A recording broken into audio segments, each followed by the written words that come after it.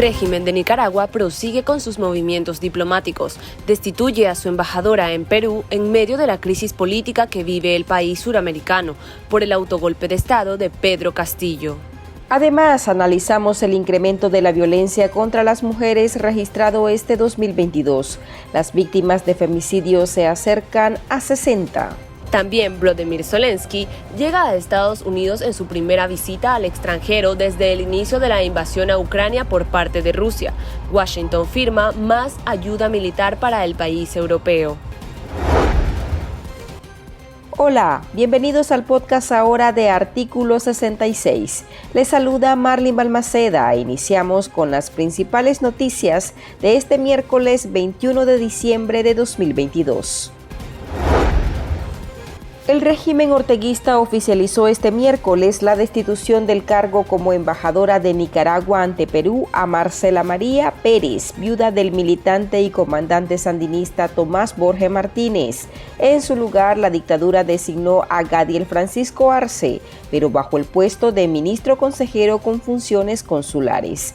La movida llega después que Pedro Castillo, ahora expresidente de Perú, intentara implantar un gobierno de excepción. El entonces jefe de Estado dictó disolver temporalmente el Congreso e instaurar un gobierno de emergencia nacional, horas antes de que el Parlamento debatiera una moción de destitución, que terminó con su mandato, lo llevó a prisión y desató unas constantes protestas en esa nación que han dejado cerca de una docena de muertes. El ahora ministro consejero Arce Mairena fue embajador de Nicaragua ante Colombia hasta el 15 de septiembre de este año. Según recoge el extinto El Nuevo Diario, el diplomático fue funcionario de Relaciones Exteriores durante el primer gobierno sandinista, en los periodos de 1979 a 1990, en la antigua Yugoslavia, y tuvo responsabilidades políticas del partido sandinista en Alemania, Cuba, Inglaterra y Venezuela. Además, se desempeñó como asistente de Tomás Borge hasta el 2017. El embajador sandinista es psicólogo de profesión, graduado en la Universidad Centroamericana, y en 2013 lo nombraron como el primer cónsul con equivalencia diplomática de consejero en el Consulado de Nicaragua, ante la ciudad de Liberia, provincia de Guanacaste, en Costa Rica. Sobre esas movidas diplomáticas, conversamos con el abogado y periodista Héctor Mairena, que también es directivo de UNAMOS y miembro del Consejo Político de la Unidad Nacional Azul y Blanco.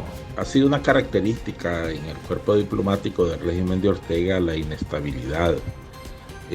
Con frecuencia vemos cambios de uno a otro lado, de emociones y demás.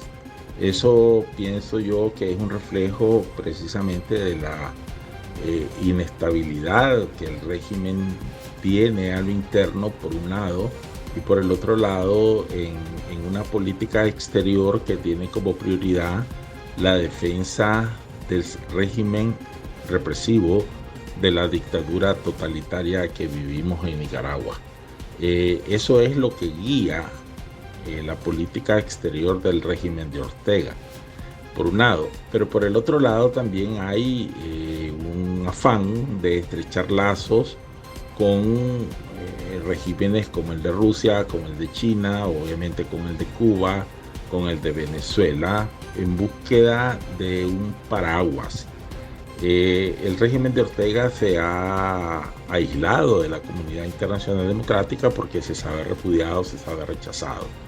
Y por el otro lado, y con esto termino, esta inestabilidad, estos cambios frecuentes reflejan la poca seriedad con que la dictadura de Ortega ve las relaciones diplomáticas serias. Ortega, a la par de eso, ataca con frecuencia a la Unión Europea, a los Estados Unidos, que son los principales socios comerciales de Nicaragua. El Ejecutivo este día igualmente nombró a Milagros del Carmen Urbina Rocha como ministra consejera con funciones consulares de la Embajada de Managua en Colombia. Urbina Rocha se desempeñaba como encargada de negocio ad interim de Nicaragua en Guatemala y se define en su cuenta de Twitter como diplomática sandinista ruberiana, en alusión al poeta Rubén Darío. El Observatorio Católicas por el Derecho a Decidir registraba hasta el 25 de noviembre de 2022 57 femicidios de nicaragüenses. Después de ese día se han reportado 2 casos más. Esos índices de violencia vienen en aumento en el país. Defensoras de derechos humanos señalan que la situación empeora tomando en cuenta que el principal agresor de las mujeres en esta nación es el Estado, la deriva autoritaria de los Ortega Murillo y la implantación del control total en los poderes del Estado y las instituciones también se refleja en la detención arbitraria de más de una veintena de mujeres, quienes permanecen como presas políticas en las cárceles de la dictadura. Para la socióloga y feminista María Teresa Blandón, el sexismo, el machismo y la misoginia son 3 rasgos que la sociedad nicaragüense viene arrastrando, lo que pone en total desventaja a las mujeres. La directora de la ONG La Corriente, una de las entidades ilegalizadas por el régimen orteguista, indica que Nicaragua está frente a un Estado endeble que no garantiza el respeto a los derechos humanos. El Estado no ha asumido la responsabilidad de prevenir la violencia, de sancionar a los agresores y de reparar a las víctimas de esa violencia. Es decir, estamos hablando de un Estado omiso, de un Estado que particularmente durante los últimos 15 años ha retrocedido, con una ley muy endeble que fue reformada por Daniel Ortega en su calidad de presidente de la República, una reforma que debilitó, digamos, el sentido y la orientación de la ley, la desaparición de facto de las comisarías de la mujer y de la niñez, porque lo que tenemos ahora son unos policías detrás de un escritorio que no conocen la ley, que no saben de derechos humanos y que por tanto no pueden atender esa grave problemática.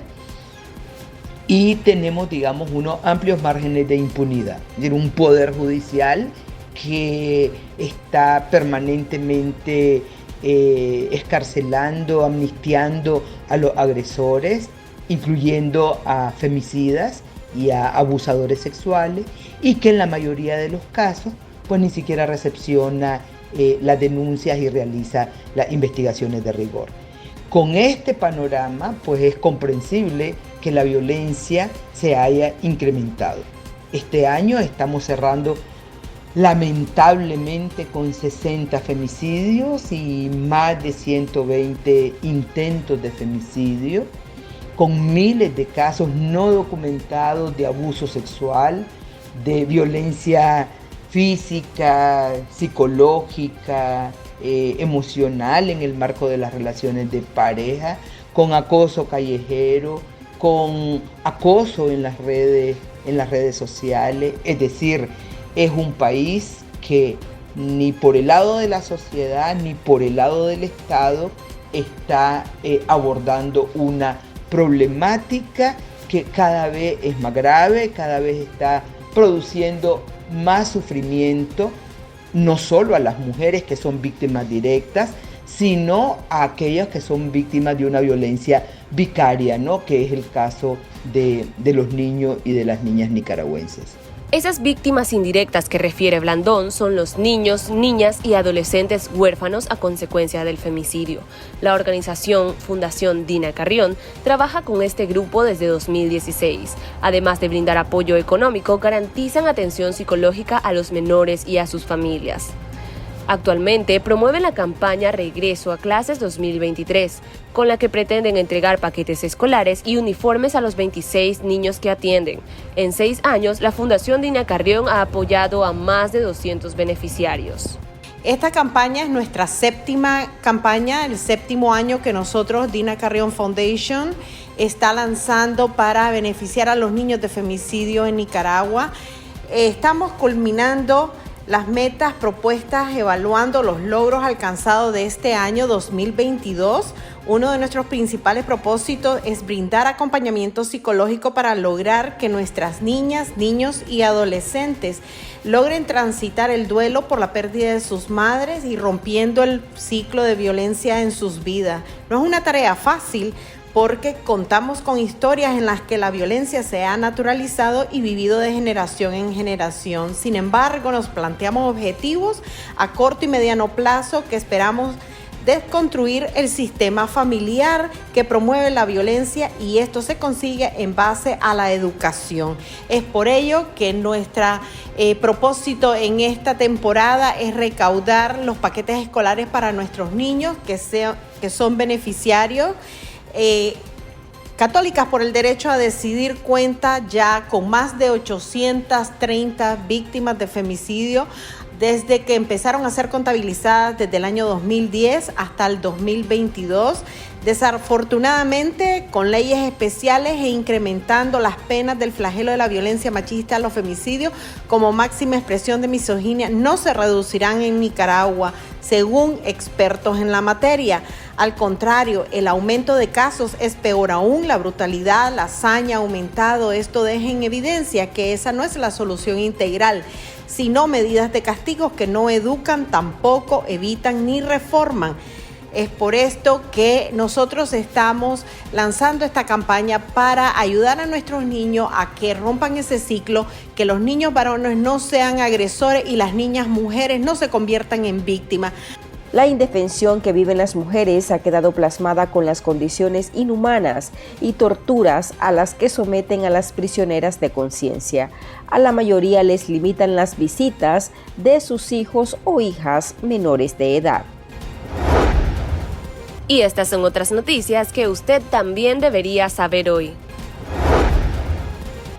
El presidente de Ucrania, Volodymyr Zelensky, arribó este miércoles a Estados Unidos para reunirse en la Casa Blanca con su homólogo Joe Biden, un encuentro con el que ambos líderes buscan plasmar la fortaleza de su alianza y mandar un mensaje a Rusia. En Washington lo recibieron con una entrada engalanada con una alfombra roja y guardas con las banderas de Estados Unidos y Ucrania.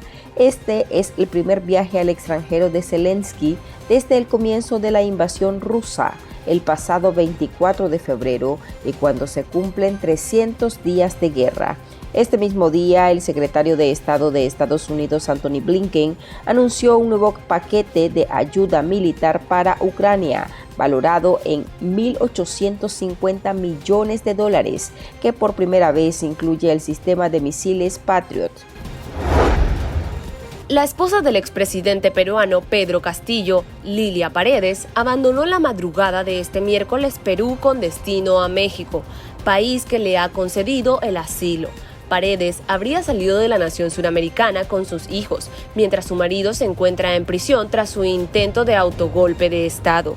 El gobierno peruano también habría declarado persona no grata a Pablo Monroy, embajador de Lima de Andrés Manuel López Obrador. Le dio 72 horas para abandonar el país andino en respuesta a la injerencia que consideran que han hecho las altas autoridades mexicanas.